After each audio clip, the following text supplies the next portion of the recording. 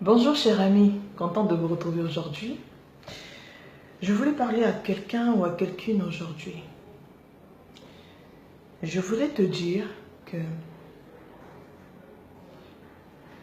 jusqu'aujourd'hui, tu ne vis pas la totalité des bénédictions que Dieu avait prévues pour toi. Tu ne vis pas la totalité du bonheur, du bien-être que Dieu avait prévu pour toi. Tu ne vis qu'une partie. Tu ne vis qu'une partie de toute cette aisance dans chaque domaine de ta vie que Dieu avait prévu pour toi. Tu vas me dire, mais Joseph, comment? Tu vas me dire, mais Joseph, aujourd'hui j'ai voyagé, je suis en Europe, voilà. En Europe ici, j'ai un boulot, j'ai ma famille et tout, voilà, je suis bien. Tu vas me dire, bon, je suis aussi au pays, ici au pays aussi j'ai mon boulot, j'ai un bon boulot, j'ai une femme, j'ai des enfants, j'ai un mari, j'ai des enfants, voilà. Mes business aussi marchent. Ok, gloire à Dieu. Mais, permets-moi de te dire, mais, ce que tu vis là, pour lequel tu dis que tu es mieux, tu peux te dire, oui, Joseph, quand je vois même mes amis, mes collègues, les membres de ma famille, je suis mieux que tous, je suis mieux que mes amis aujourd'hui, certains de mes amis, je suis mieux que certains de mes collègues, je suis mieux que certains des membres de ma famille. Donc je vis bien. Ok, gloire à Dieu. Mais pour Dieu, pour son plan pour ta vie, ce que tu vis, il avait prévu 2 fois plus que ce que tu vis. Il avait prévu 3 fois, 5 fois, 10 fois plus que ce que tu vis aujourd'hui. Le bien que tu vois aujourd'hui, le bonheur que tu vois que tu as aujourd'hui là, pour lequel tu as même les épaules fières. Sache que pour Dieu, tu aurais vécu, tu serais en train de vivre plus que ça. 2 fois, 4 fois, 10 fois plus que ça, mon frère. Ok? Parce que Dieu que nous prions, le Dieu, le véritable Dieu, n'est pas un Dieu du confort. N'est pas un Dieu de la stabilité, du confort, non. Dieu est un Dieu de l'excellence. Il t'emmène de gloire en gloire, de gloire en gloire. Alléluia. Alléluia. Et tu me dis, bon Joseph, finalement, bon, qu'est-ce qui fait donc que je vis juste une partie, je ne vis pas la totalité? Premièrement, c'est parce que tu pries mal. C'est parce que tu pries mal. Deuxièmement, c'est parce que tu ne cherches qu'une partie de Dieu. Tu cours après qu'une partie des choses que peut te donner Dieu. Mais tu ne cherches pas Dieu lui-même. C'est-à-dire, tu cherches le Dieu des miracles. Tu cherches le Dieu des guérisons. Tu cherches le Dieu qui donne le boulot. Tu cherches le Dieu qui donne le mariage. Tu cherches le Dieu qui donne les voyages. Tu cherches le Dieu qui fructifie les activités. Tu cherches le Dieu qui te donne la promotion. Mais tu ne cherches pas Dieu. Ça veut dire que tu cours après le boulot, tu cours après le mariage, tu cherches les voyages, tu cherches les enfants, tu cherches les business, mais tu ne cherches pas Dieu. Dieu n'est pas dans ton cœur. Au fait, tu cherches les miettes de Dieu. Excuse-moi de dire ce nom-là, des mots comme ça, mais parce que, comme je dis, il faut toujours utiliser les mots qui choquent dans nos prédications pour pousser les gens à mieux réfléchir, à mieux réagir. Tu cherches les miettes de Dieu. Pour Dieu, les guérisons, c'est une miette. C'est une miette de ce qu'il peut faire pour toi. Pour Dieu, les miracles, c'est une miette de ce qu'il peut faire pour toi. Le boulot, pour Dieu, c'est une miette. Ce sont des miettes pour lui. Ce sont des miettes. Parce que la femme cananéenne a dit ça aussi à Jésus, non? Quand la femme cananéenne est venue pour Jésus, pour dire vraiment, tout guérir, Jésus a dit, moi je ne suis pas venu pour vous, moi je suis venu pour le peuple d'Israël. Hein? Vous êtes des chiens. Parce que des étrangers, vous êtes des chiens. Jésus a dit ça à cette femme cananéenne. Mais qu'est-ce qu'a répondu la femme cananéenne? Elle a dit ceci. Même le chien mange les miettes des pains qui tombent de la table des enfants. Oh, c'est fort. Même les chiens mangent les miettes. Donc toi là, tu te dis, ah, le Seigneur m'a donné le boulot. Oui, j'ai cherché le boulot, j'ai demandé à Dieu le boulot, oui. J'ai eu le mariage, oui. Voilà, j'ai eu la guérison, j'ai les miracles. Voilà. Tu cherches les promesses de Dieu, la raison des promesses de Dieu, mais tu ne cherches pas Dieu. Ah, j'ai la raison de Dieu, des promesses que Dieu m'a faites, j'ai quand même vécu aujourd'hui. C'est juste des miettes pour Dieu. Mais Dieu a prévu de toi du pain. Manger le vrai pain, les gâteaux là. Elle te dit qu'avoir le bonheur du gâteau là. Tu n'as pas encore ça, tu n'as qu'une partie, tu n'as que les miettes. C'est ça ton problème. Tu cours après les miracles, tu cours après les guérisons, tu cours après le mariage, les enfants. Et dès que tu as ça, dès que tu as le boulot, à tel point, qu'est-ce qui se passe? Dès que tu as le boulot, quand tu peux le boulot, Dieu te donne le boulot. Tu oublies Dieu. Bah, ah Dieu, bah, je t'oublie. Dès que tu as le projet que tu voulais, le business que tu voulais là, Dieu derrière, tu oublies Dieu. Tu ne vas même plus prier. Dès que tu as le mariage, tu oublies Dieu. Dieu, ah, d'accord? Dès que tu as le voyage, ouf, Dieu c'est bon, on est ensemble. Dieu n'est pas dans ta vie. Dieu n'est pas dans ton cœur. Dieu n'a pas une place de choix dans tes décisions. Quand tu fais tes décisions, quand tu prends tes décisions, Dieu n'est même pas dans tes décisions ni dans tes engagements. Dieu n'est pas là. Tu t'en fous de lui. Tu prends des décisions, tu fais des choses par ta propre intelligence. Dieu n'est pas là. C'est ça. Tu cours après les choses là que tu veux. Tes désirs, ah, moi j'ai tel désir, Dieu va me donner ça. Dieu qui sait donner le boulot, Dieu qui sait donner le mariage, Dieu qui sait donner l'élévation. Dieu qui sait donner, dès qu'on te donne ce que Dieu te donne ce que tu as, tu oublies Dieu. Dans ton cœur, il n'y a même pas Dieu. Dans ta vie, il n'y a même pas Dieu. Dans ton mariage, il n'y a même pas Dieu. Dans tes business, il n'y a même pas Dieu. Tu te dis que tout, ouais, tu gères dans ta manière de prendre ta propre intelligence. Mais, quand tu as le boulot là, qui va t'aider à préserver ton boulot, à maintenir ton boulot? Qui va t'aider que dans le boulot que tu as de l'avant, tu as les promotions? Qui va t'aider que l'argent que tu vas avoir dans le business là, à voir que quand tu gères l'argent, tu n'as pas l'impression que l'argent tombe et finit vite. Tu as l'impression que quand tu as l'argent finit vite. Mais qui va t'aider à sécuriser ton argent? Qui va t'aider à sécuriser les biens que tu as? Qui va le faire si ce n'est pas Dieu? Tu vois, c'est ton intelligence. Mais qui va t'aider si ce n'est pas Dieu? Je vous prends un exemple. Il y avait une dame qui vit dans une ville, elle avait un ami. Et cet ami-là va voyager. Donc, quand ils vont finir le lycée, après l'université, cet ami va aller dans un autre pays, il va continuer ses études. Et quand il va aller là-bas, après les études, il va se lancer dans les affaires. Il va devenir PDG d'un groupe. Avec plusieurs filiales. Donc, des entreprises qui construisent les automobiles, qui construisent des voitures, vendent des voitures. Il va se lancer dans les bâtiments. Il va construire des bâtiments, il va se lancer dans les compagnies de voyage, il va lancer des compagnies de voyage, il va ouvrir des magasins de vente des vêtements de marque. Donc c'est vraiment, dans tous les domaines, il avait des affaires, il avait des entreprises. Excusez-moi. Et un jour, il va revenir dans sa ville natale, il va se revoir avec cette dame-là.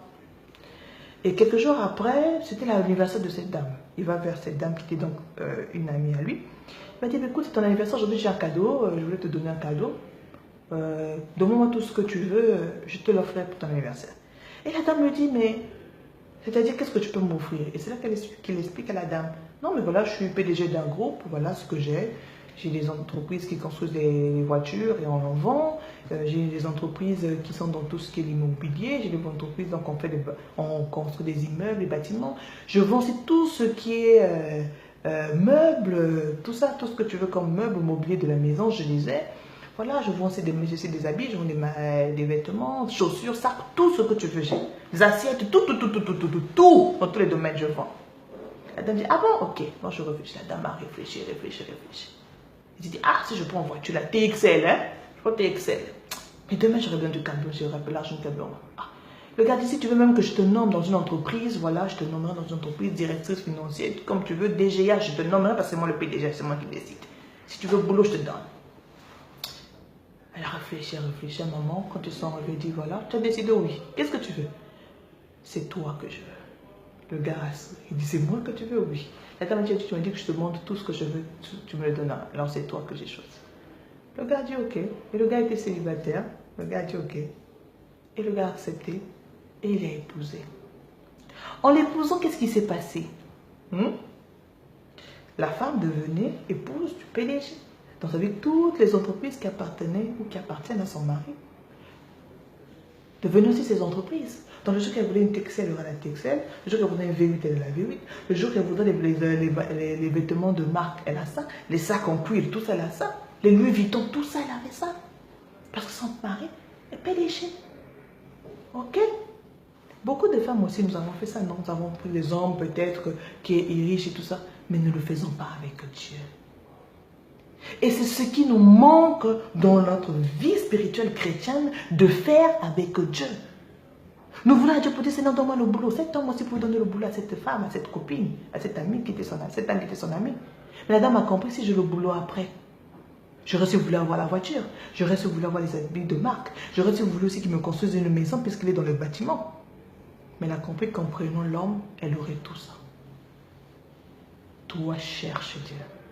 C'est en ayant Dieu dans ton cœur, dans ta vie, en faisant de Dieu ton époux, Dieu en tant qu'époux, ça veut dire que tu intensifies la présence de Dieu dans ta vie. Tu intensifies la présence de Dieu dans ta vie. Tu dis, Seigneur, c'est vrai que j'ai des besoins. Seigneur, c'est vrai que j'ai des difficultés. Seigneur, je veux que tu subviennes à mes problèmes, c'est vrai. Mais je comprends une chose, que la chose dont j'ai le plus besoin, c'est toi. Toi, tu es plus précieux que tous mes besoins. Toi, tu es la priorité que tous mes autres besoins.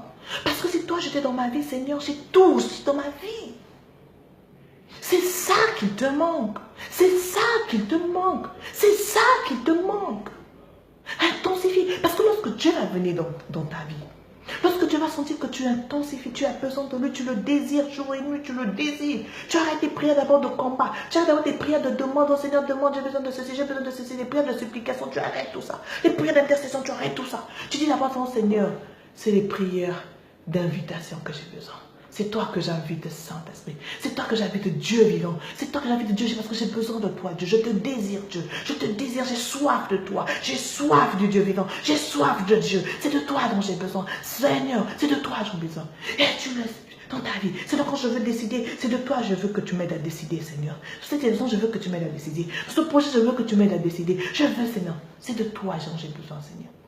À ce moment, lorsque Dieu vient dans ta vie, lorsque tu intensifies la présence de Dieu dans ta vie, les amis, qu'est-ce que Dieu va faire? Quand il vient dans ta vie, Dieu sent que vraiment, il est dans ton cœur. Il est dans ta vie, dans tes pensées, il est là. Il sait, il a vu que tu as donné la place de roi dans ta vie. Mais le reste, là, tu n'as même plus besoin de demander. C'est maintenant Dieu qui va agir. Hein? Tu n'as même plus besoin. Quand Dieu dans ta vie a dit, bon, ma fille là, mon fils là, je sens que son boulot là, c'est pas encore bon. Il gère le boulot. Pas. Toi, tu es même te assis à la maison, tu reçois t'appeler, mais tu vas déposer tel dossier, monsieur, vous êtes appelé, venez. La bourse, on ne donne pas n'importe qui. Parfois, on t'appelle, va prendre la bourse. C'est Dieu. Dieu va venir comme ça ouvrir toutes les portes qui étaient fermées dans ta vie. Dieu va pourvoir à tes besoins, le Jéhovah Jireh. Il va pourvoir à tes besoins. C'est lui qui va anticiper à tes besoins, même des besoins que tu n'as même pas pensé que tu avais besoin de ça. Mais Dieu va anticiper pour tes besoins. Il va anticiper parce que tu aurais intensifié la présence de Dieu dans ta vie. Parce que tu aurais donné une place de choix de Dieu dans ta vie. Tu ne vas plus courir après les miracles. Tu ne vas plus courir après les guérisons. Tu vas plus courir après tes besoins pour Dieu. Besoin de toi envers Dieu. Mais tu as maintenant tellement que tu seras en train de courir après Dieu. Tu seras en train de chercher Dieu. Tu seras en train de tenir Dieu. Tu seras en train de t'accrocher à Dieu. Tu seras en train d'apprendre à connaître Dieu. Tu seras en train de respirer la présence de Dieu. Que Dieu à son tour va emmener. Les flots d'eau vive vont couler dans ta vie. Les flots d'eau vive vont couler dans ta vie. Dans chaque domaine dans ta vie. Là où c'était désert, ça va devenir arrosé, fertile. Là où c'était stérile, ça va devenir fertile. Là où il n'y avait rien, il y aura maintenant quelque chose. Là où il n'y avait pas de multiplication, il y aura maintenant la multiplication. Parce que Dieu va faire tout cela. Alléluia. Alléluia. Alléluia. Que l'honneur et la gloire reviennent à Dieu. C'est ce que Dieu veut pour ta vie. C'est ce que Dieu veut pour ta vie. Dieu veut que tu le donnes la première place. Que tu le cherches. Que tu le cherches. Que tu le cherches. Oublie les autres choses. Dieu va le faire. C'est là qu'on nous parle des différentes natures de Dieu. Il y a des gens qui sont seulement enfants de Dieu, qui sont chrétiens. Il y a des gens qui sont enfants de Dieu. Il y a des gens qui sont fils de Dieu. Il y a des gens qui sont disciples de Dieu. Il y a des gens qui sont amis de Dieu. Il y a des gens qui sont serviteurs de Dieu. Il y en a des autres qui sont épouses de Dieu. Et on parlera de ça un jour, sur ces différentes statuts. Voilà. Arrive à ça, mon frère, ma soeur. Arrive à ce niveau-là. Cherche Dieu. Accroche-toi à Dieu. Intensifie Dieu dans ta vie. Intensifie Dieu. Intensifie Dieu. Intensifie Dieu. Intensifie la présence de Dieu en toi. Intensifie la présence de Dieu en toi. Alléluia. Alléluia. Alléluia.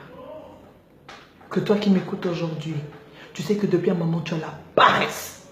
Depuis un moment tu deviens négligent. Mais tu sais pourquoi tu deviens paresseux et négligent? Mais parce que tu vois que tes propres désirs ne sont pas assouvis. Hein? Tu n'as pas ce que tu cherches. Hein? Tes problèmes ne sont pas résolus. À tel point que ça commence à te démotiver, ça met la démotivation dans toi, ça met la frustration en toi, hein? Ça met la tristesse en toi et ça te sort. Tu deviens maintenant un paresseux spirituel chrétien. Tu deviens un négligent chrétien. Mais tu n'as pas compris, tu n'as pas pris la bonne part. Alors que si tu cherches d'abord Dieu, malgré les problèmes qui ne sont pas encore résolus, malgré les difficultés qui ne sont pas encore résolues, lorsque tu auras Dieu en toi, Dieu va s'occuper de ça. C'est-à-dire que même en t'année, si tu as même besoin de compte, j'avais tel problème, c'est résolu. J'avais tel truc, je savais même plus que j'avais besoin de ça. Tu as réagi. Mon ami, mon frère, ma soeur, pensez-y. Pensez-y. Pensez-y. Tu deviens même un haineux, un aigri. Tu deviens même jaloux des autres. Mais parce que toi-même, cherche Dieu. Cherche Dieu. La paix dont tu as besoin, la joie dont tu as besoin qui te manque, c'est Dieu. C'est pas au nom du mariage. C'est parce que tu n'as pas le mariage que tu n'es pas joyeux. C'est pas ça. C'est pas parce que tu as le boulot que tu n'es pas joyeux. Non, tu auras le boulot, tu vas voir. Tu vas travailler. Un moment, tu vas perdre le boulot. Ou tu auras le boulot, tu vas travailler. Après, tu n'es plus payé. Il n'y a plus de salaire. Alors, si tu as Dieu, il saura. Tout ça, il sera complet. Alléluia. Il y a déjà 16 minutes, on doit arrêter, il y a beaucoup de choses à dire. Pour clôturer, je dis une chose. De la même manière qu'on ne court pas après les miracles de Dieu, c'est pas ça la bonne attitude à faire, courir après les miracles de Dieu, mais courir après Dieu plutôt. Il faut chercher Dieu, il ne faut pas chercher les miracles de Dieu, mais chercher Dieu. De la même manière, arrêtez s'il vous plaît, à courir après les hommes de Dieu dans quel sens? Ceux qui prient, qui disent toujours dire, Seigneur, le Dieu de tel apôtre, le Dieu de tel archibishop, le Dieu de tel pasteur, Seigneur, je prie le Dieu de toi le Dieu de tel archibishop, toi le Dieu de tel truc, agis dans ma vie, je veux ceci, toi le Dieu de tel archibishop, de tel maréchal, de tel général, de tel pasteur. Toi tu connais le Dieu que prie l'archibishop là, le pasteur là, ou l'apôtre là, dont tu te dis que le Dieu de tel apôtre. Tu connais. Vous allez me dire que c'est biblique, ok, oui, parce que dans la Bible, on dit que le Dieu d'Abraham, le Dieu d'Isaac, le Dieu de Jacob, oui. Mais moi, dans la Bible, on a compris que Abraham, Isaac et Jacob priaient le vrai Dieu. Hein, le Dieu que toi et moi nous croyons, sur qui nous avons fondé notre foi. Mais toi, l'apôtre là, ou l'archibishop, ou le pasteur là, tu es sûr que vraiment il prie le vrai Dieu. Parce qu'il y a des apôtres ou des pasteurs et des archibishops là, qui ont leur esprit, quand ils viennent vous enseigner à l'église, dire oui, Jésus sauve, Jésus tout. Mais lui, sans Jésus, c'est autre chose. Hein. Il croit sur il y a un autre esprit, notre force spirituelle, le monde des ténèbres, qui lui permet de faire des miracles, qui lui permet, voilà, hein, de faire des miracles et des guérisons. Donc quand tu dis, oh, le Dieu de tel pasteur, le Dieu de tel apôtre, oh, le Dieu de tel archibishop, agit aussi dans ma vie. Mais ça veut dire que tu es en train d'appeler l'esprit mauvais qu'il utilise, lui. L'esprit du monde des ténèbres ou du monde des eaux, des forêts, des totems qu'il utilise. Et c'est cet esprit qui va venir aussi agir dans ta vie. Et tu te bloques. Hein? Maintenant, si cet apôtre ou ce pasteur ou ce archibishop, il prie vraiment le vrai Dieu, ok, gloire à Dieu. Donc, pourquoi maintenant passer par le Dieu de tel apôtre, alors que toi-même déjà, Dieu peut venir directement dans ta vie, peut agir dans ta vie. Dis directement Dieu. Dieu que j'ai entendu par les prédications, si tu ne connaissais pas Dieu avant, que j'ai vu en lisant la Bible, j'ai vu tel Dieu, ce Dieu que j'ai vu dans la Bible, Seigneur Dieu, je veux que tu agisses. Vous n'êtes pas encore l'intermédiaire.